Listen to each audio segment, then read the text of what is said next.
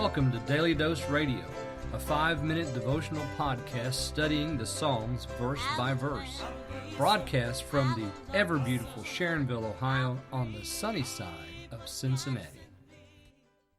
Hey, welcome back to Daily Dose Radio. This is your home for fresh, organic Bible study. Come on in, the Bible Bistro is open, and today we're in part 1 of Psalm 10. Actually, this is the third part in a 4-part series looking at Psalms 9 and 10. Really, it's one psalm. It's been divided artificially, probably, and the Masoretes actually tell us that it's one psalm by showing us that it's an acrostic, and so it's an acrostic minus a few letters, but this psalm probably should be read all together.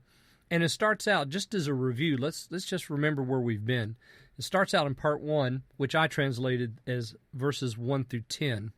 So part 1, we have the introduction, which tells us that this is a dark theme, because we have to the choir master, or of the choir master, upon the death of a son, a psalm of David. So it could be that he wrote this at the death of his son, Absalom. It could be that he wrote this at the death of the sons that Absalom killed, perhaps, because you remember that Absalom killed one of his sons and threatened the rest. Then it could be that, but it's dark. The theme is dark. It's upon the death of a son. So how could that be anything other than dark? Unless we read this Muthlabin and suspect that is some sort of an instrument. But it begins with, I will give thanks to the Lord with all my heart. And then we have this song of praise there at the very beginning of the psalm. The enemy is introduced in the 3rd verse. Again, in the 6th verse, we have the enemy spoken of. He's the theme of those verses. And then we come over to the second part, verses 11 through 20, and we conclude Psalm 9 by singing to the Lord who dwells in Zion, but still there's this tension between the wicked and the afflicted man, between the heathen or the nations and the poor man, the needy man. And so right there at the end, we have, for not forever will the needy man be forgotten. So there's this hope that is expressed. The Lord is going to hear your prayer.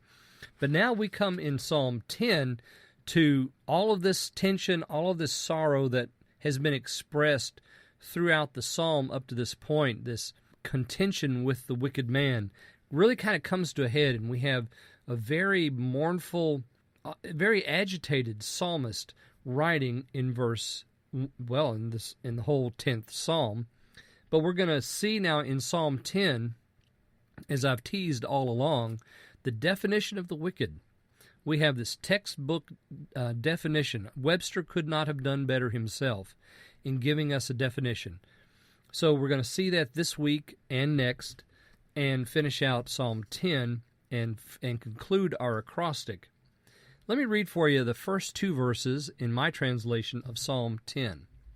Why, O Lord, do you stand in the distance? You conceal yourself now when there is trouble? When the pride of the wicked burns against the poor? May they be caught in the evil devices which they have planned.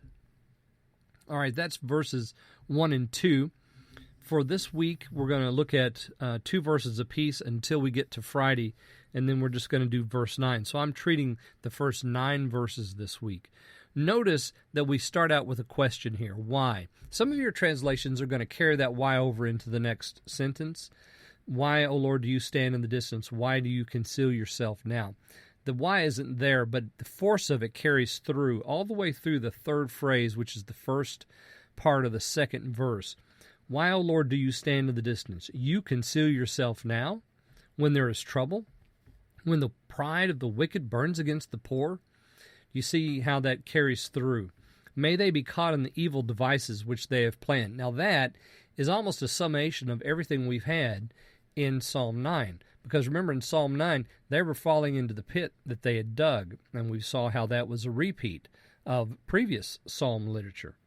So verses 1 and 2, tomorrow join me, we're going to pick up with verses 3 and 4, and the full-blown definition of the wicked man will begin. So I'll see you then on Daily Dose Radio. Thanks for listening to Daily Dose Radio. I'm David Smith.